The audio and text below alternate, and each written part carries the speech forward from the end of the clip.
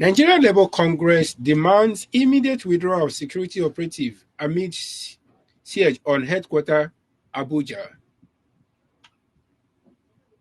The Nigerian Labour Congress has threatened that its members will boycott work if security operatives continue to harass its officials and facility. This was stated in a press statement issued by Comrade Benson Upa, NLC head of media and public relations, as a reaction to the invasion of the union's headquarters by armed security men suspected to be from the Department of State Security Service on Wednesday night. We had a case of the DSS visiting or invading the office of the NLC yesterday night after the close of work, and this was as a result of their earlier comments or statement about the ongoing protest to the federal government, addressing the federal government to consider the request of the citizens, the protesters. And just as we know that whenever anybody talks against the government, whenever you are not singing their praises, they will always come for you. Immediately after the comments of the NLC yesterday afternoon in a meeting they had, we discovered that in the night, heavily armed security men visited their office without a proof for their action, without a permission, without any presentation of warrant for their offices to be invaded. Even without having access to the key, they had to break in, search their offices, and made away with some documents. So I would like to hear your story, your view.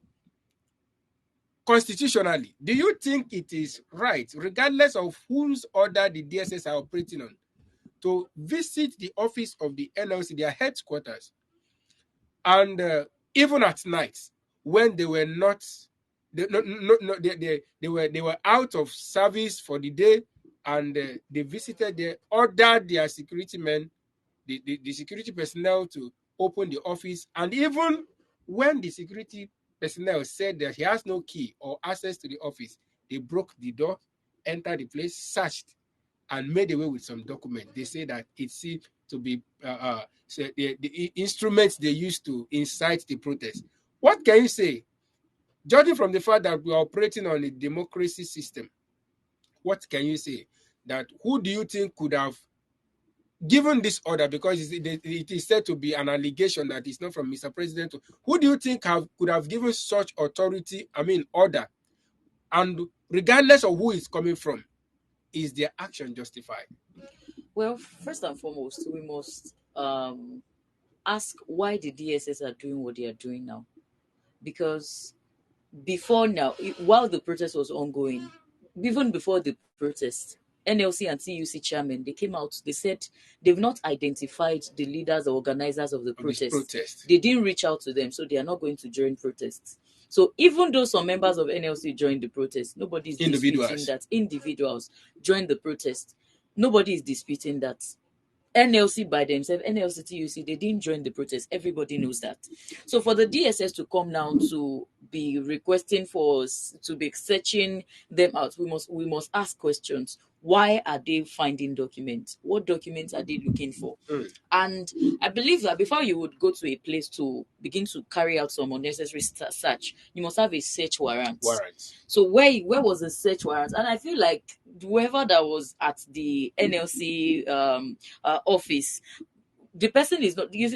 Earlier we talked about knowing your rights as a person. If the person had known the right procedures, he would have requested for a search warrant before they would break into the office themselves. So because they don't know their rights, they allow them to break into their office. And beyond that, he could have raised an alarm. This operation happened at night. It was around 8 p.m. And the people they met there were the security personnel. And this DSS, this is not just DSS, combined security team, according to the story, were heavily armed. There are some kind of appearances that are very scary. So you don't expect a security, just like a gate man, to question men on uniform with heavy arms. If you were the one, would you have been able to come, to stand them and confront them? knowing fully well that they are operating from, from the federal orders and all that. Well, another thing here is that we don't even know who has given the order. Mm. Who gave them the order to go to the NLC office to go and search them out? Even at night. If at night, at a time like that, when they were no longer in office. Because even if they are presenting search warrants, the people they want to search have to be in office. Exactly. So this can just be, since they said, currently we don't know the major cause of the search. All of the things that we are hearing are still allegations. The DSS themselves have not even spoken concerning what exactly that they are searching out for. And the allegation is saying that they assume them to be, they are alleging that they are part of whatever that was used to cause violence during the protest. That is the allegations we currently have. And let them search out now. And even after, when DSS has finished their search, NLC themselves should ensure that they are, how am I going to put this? They should ensure that they are at alert, they are at attention, so that they would not end up dropping incriminating things that will put them in trouble.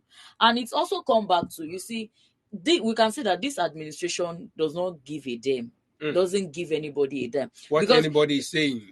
they don't care. Because earlier, when they were snapping pictures with Mr. President and other committee members, when they approved the 70K, as though they were family members. Yeah, as if they were family members. They were singing, what was that song? On their mandates. On their mandates, they were sang. They were singing the song together. Were you there? I was not Was there. I there? I was not there. They were singing songs together. So they should understand that when this administration see that, okay, this thing is about to backfire, they look for who to put it on. So what they should be doing at this point is that they should be at alert. And I love what some of their comrades are saying, that they would be on sit at home. They won't be going to their offices, so that when anything happened, they would not say that, after all, they are not it is not only the DSS that is going to the office. So what they should be doing now is that to be at alert, to ensure that they themselves, they don't have anything incriminating. And if at all they want to drag this case, they should continue dragging it, and let's find out who is behind this plot. And if at all NSC is a part of whatever thing that we see happening, and let them fish it out. I'm just grateful that all of this thing is happening. Because when they were singing on your mandate we shall stand, all of us were here like we're saying we were disappointed in them. So now they are no longer sitting on the mandate. The mandate has broken. The table that they are sitting on now, the leg has broken. The leg was shaking before. Now it has broken. Whatever that is between them has scattered. So let it scatter. Let's see everything. Okay. You see, something happened earlier now during when this protest started. We saw that the chairman of the NLC Lagos State came out to say that the NLC are not going to be Lagos State, are not going to be part of the protest. And I personally, I waited to see the reaction of the national chairman, because the nation cannot be demanding for change based on hunger, based on change of governance, not even change of government, based on realities that everybody can actually see. And you NLC, which is a body that should be burdened by the welfareism of the citizens, you are coming out to say you are not going to be part of the protest. I was expecting the NLC national chairman to the leader, president rather, to come out and say something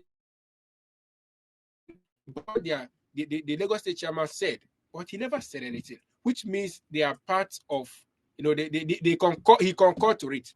And now, yesterday was the 7th day of the protest. Lives have gone down, properties have been destroyed, so many things have gone wrong, and they are coming out to talk about the protest, to talk to the president about what to do, because it was as if I don't know what they are trying to play. And now, based on in reaction to that, was the office being invaded. And so many things have been said by the NLC. They were saying that even during the regime of the military, their office were never invaded. Why should this happen and all that? And I want to say that this is a proof that, just like you said, that this administration do not send anybody, they don't care. It is a proof that these people can go extra mile. They can attack anybody. The fact that they've not come to you does not mean you are in their good book. That is what NLC just experienced. Now, one thing I would like to ask from you, what do you think? Because this reaction now, this thing happened yesterday night. And till this morning, they were still seeing the presence of the militaries, the armed security men in their offices, which led to them saying that their workers will stay back at home if these militaries are not being withdrawn from them. So what do you think would have been the reason that we've not known, we've not heard of, that could have warranted their office to be invaded late at night and the stationing of the security men in their headquarters? What do you think could have been the offense of the NLC? Yeah, I think it is a shame on the part of the NLC that they are seeking people's support now. I mean, when people needed your support, you didn't give it 100%. When people expected that you would do so much, you didn't do that. Just imagine when they had their issues earlier in May.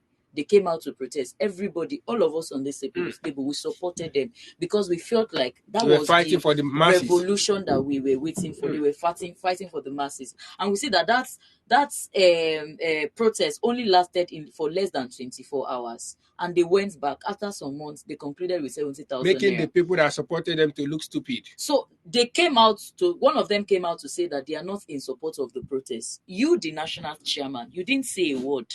You didn't acknowledge what the person said. You didn't come out to say that, okay, this is it. You didn't say anything. You were biased. You were practically sitting on the fence. So now that the protest Mr. President came outside to address the people to stop the protest, you are now telling Mr. President to withdraw his anti-people's policy. Who is NLC working for?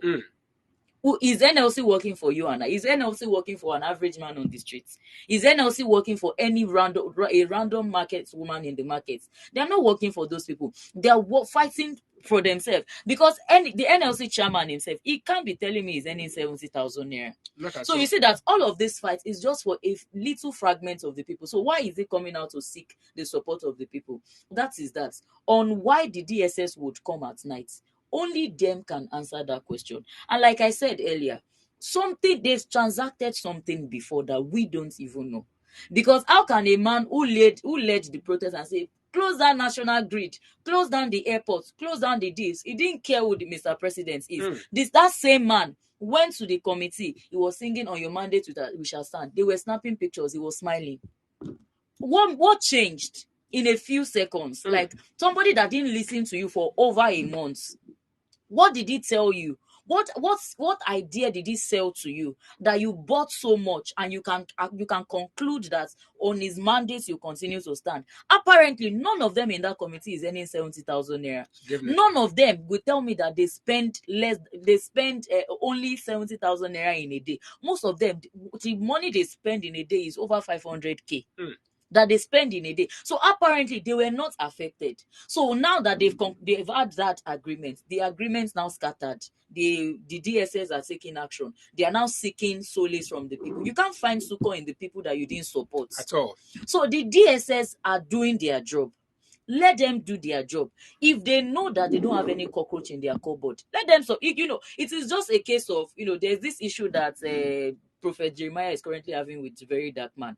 And Prophet Jeremiah is saying that he's going to sue Very Dark Man to court if he has evidence. And Very Dark Man said, is it not the video that you posted? We have evidence. Do you see that? So they want to go and throw. So it's because he has an evidence. There's nothing to hide. This is not a case of let me go and rent a personal detective to help me. The evidence is everywhere. So if NLC knows that they don't have anything in their cupboard, they don't have any demon to fight, let them face the battle with DSS. And whatever that come out of it, they should own up to it. My point is that if they know that they are not guilty of whatever it is that whatever allegations that DSS has against them, they should come out plain. Ransack your office. In fact, this is a time that they can even take advantage of it. Do a press release. Call on the press that, okay, these are the things that we don't know what it is exactly that we have done to the DSS to warrant all of this. They can actually use this to their advantage if they have a good PR person to advise them. So that is what I feel like they can do now. All right.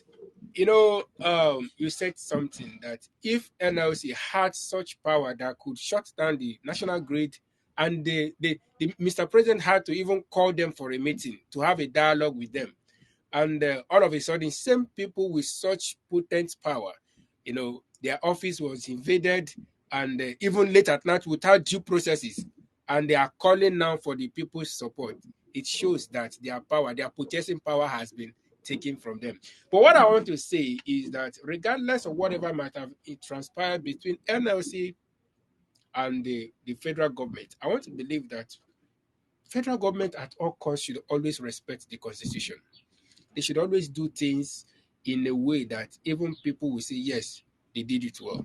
Because they had the power to, if of course, if they or they at all have the power to invade NLC office, they could have actually do it when they during working hour were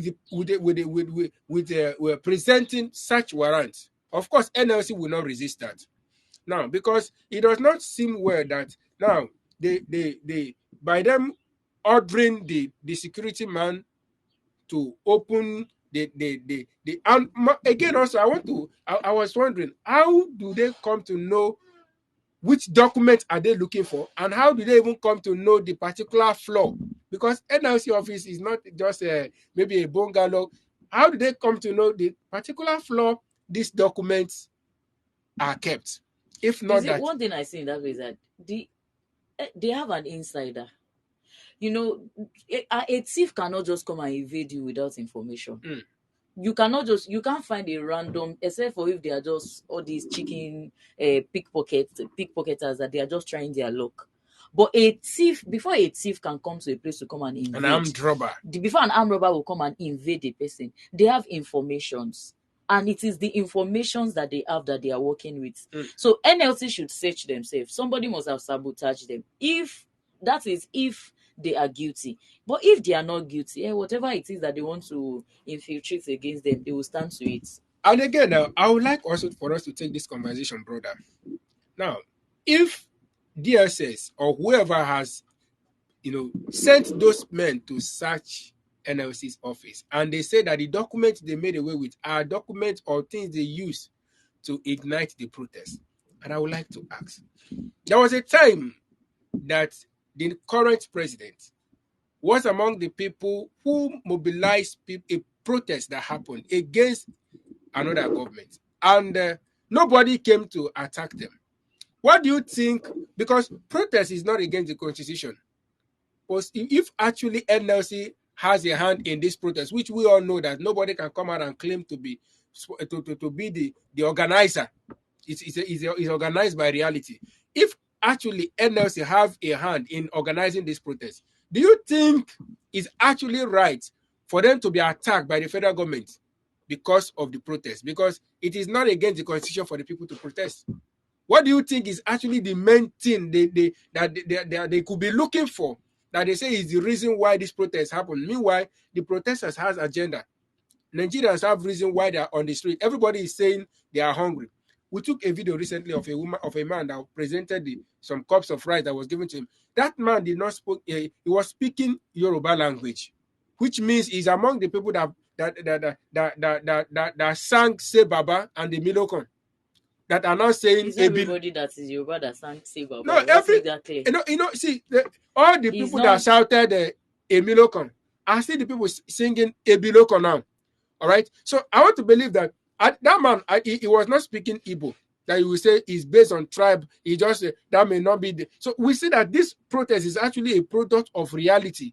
Hunger, starvation, insecurity are the reason. So what I want to say is, and what I want to your opinion on, if truly, let's assume that NLC actually have a hand or is have a hand in this protest, what is the reason? What are those documents? What are those things that could have warranted federal government to go after them? Because protest is not unconstitutional. The constitution supports the citizen to protest. What do you think could be the actual document? Is it that what is the document that could have warranted them to go there at night to invade their office?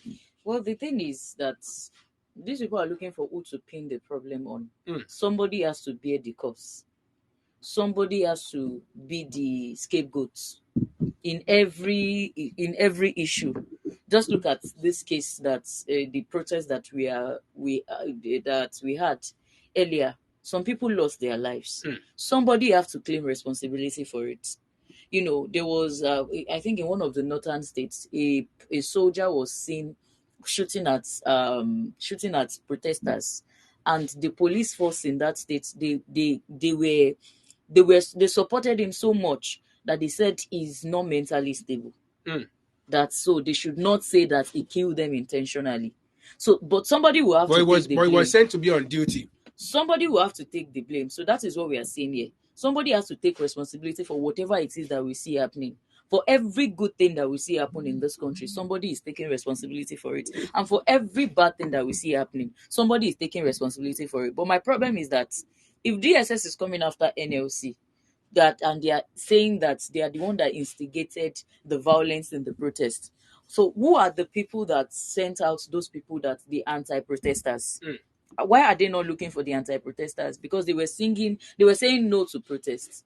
Why haven't the DSS reacted to those people that came outside and were singing praises of Mr. President? Why haven't they reacted to the, we saw video evidence. You see, all of these things that we are discussing, they are evidence. We saw video evidence of people who were paid 5,000 naira. They spoke. Even those people And that mention names. they mention names. Even there was another video of a man who was saying that they paid us. He wasn't saying it directly, but it was among the people who were saying no protest, and he came out to say they are hungry. And somebody came to ask him, "What are you saying?" So somebody has to take responsibility for it. You see, it is not only NLC that DSS is after. There is a Take It Back movement chairman, one of their lead chairman in one of the states. He was arrested and the guy is yet to be released. And I think these are part of the people that they should also be saying should be released. There are some activists that were part of the protest who were arrested. They arrested them for saying the protest was planned. I mean, there was an issue on X recently with Daniel Ifyong, one of the activists and a lawyer who stood for some protesters that were arrested. This man, he went on the protest ground. He took a picture with Shehu at Abubakar, Atiku's son. He didn't know it was Atiku's son, and because Shehu posted the picture on his page, people came to attack this guy. They said that means it was Atiku Abubakar that sponsored the protest. So somebody has to take the responsibility. All right. So that is what we see here. So they are looking for who to put the whole blame on. Somebody has instigated this protest. You see, and I would like to speak from the perspective of the people from the southeast. I love that they applied. You see, I will say it till tomorrow that the southeastern our brothers from the southeast, they protested, but they didn't protest the way the northerners and the westerners protested. They protested in silence because they were in their homes. Virtually all the southeastern states, they were in their houses. They didn't come out. They even told their people to lock their shops, not to come out, not to go anywhere. They did what the Senate president, they took the order of the Senate president. People that want to protest should go outside and protest. We will stay at home to eat our food. But I am seeing wisdom in what they did. They didn't come out to protest, but through their action, by mere staying at home, you know the amount of money they will make that day.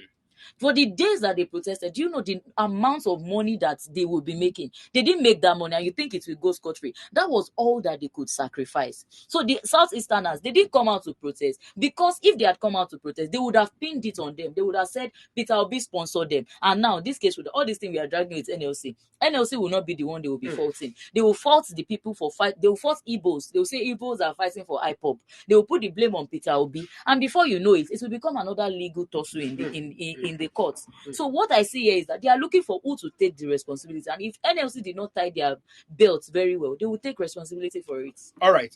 Finally, I would like to, you've been talking about shift of blames or looking for who to pin blames on, and we see that this thing has been from the day one, beginning even before the commencement of this protest. This has been what the federal government have been doing.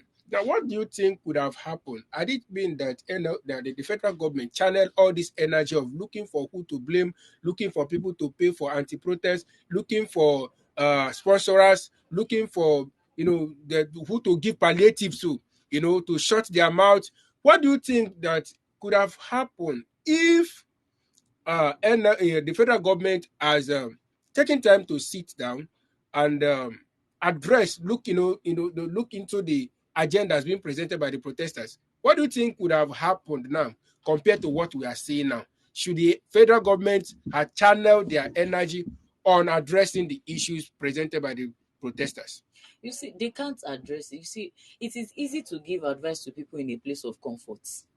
When you're in a place of comfort, for instance, a woman who doesn't know what it means to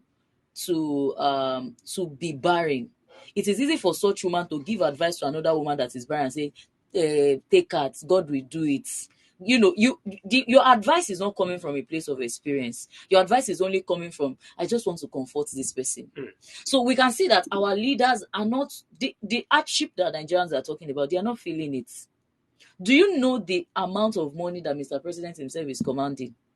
He is the owner of Malta, a crude plant in Nigeria that was sold. He owns the crude plant. The crude plant is no longer in Nigeria, where we currently, where most of all the Dangote imports most of the crude from. He owns most of this thing. Do you see that? So these people can't understand the language of hunger. They can't understand the language of pain because they have access to money. They eat what they want. So they can really not understand the plight of Nigerians. They can only give policies that they think will favor them. And so far so good. We see that all of the policies that they are making, they are policies that has been favoring them alone. So it is not easy for them to address the need of the people, because the day they decide to address the need of the people, they are going to be losing. Look at the president of Burkina Faso, Traoré. When that guy got Ibrahim Traoré, when he got into power, he became the president. This guy he slashed his salary into two, including the salary of every member in his cabinet. That is a leader who wants to serve the people. He told his people, the people of Burkina Faso, he told them that you will no longer wear the white man clothes. Even if you are working in an office, go to their airports. They wear their traditional wears as corporate dresses. That is a leader who it came from the pain of the people. He was a part of the pain. He was a part of the struggle. So when he got there, it was an opportunity to liberate his people. So all the leaders that we have now, they don't know what the people are experiencing.